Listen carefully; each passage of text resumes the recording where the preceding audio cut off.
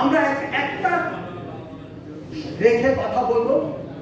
আমরা যারা বক্তব্য দিয়েছি, যারা সমাজকে যারা আছে এই সংগঠনের তাদের একটা উদ্দেশ্য, আমি সমাজ কর্মী, সমাজ আমি কিচ্ছু না, আমি শুধু দিয়ে যাব। এই ডায়াবেটিস যেন আজকে মা শিশু হাসপাতাল যেভাবে উঠে গেছে, আজকে সেইভাবে আমরা পরিণত করতে হবে। এই বক্তব্য রেখে সবাইকে সুন্দর সার্থক জীবন গড়ে তোলার, সমাজকে দেওয়ার এই মূল মন্ত্র রেখে, যেমন লাইন্সে একটা শব্দ আছে, মর্ত আছে কুইজ থাকবে।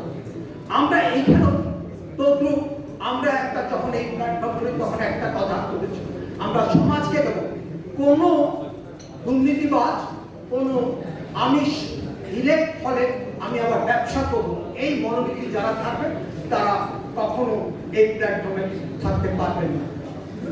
এই ভিত্তি নিয়ে আমরা এই প্রত্যাশা নিয়ে আমার বক্তব্য শেষ করছি।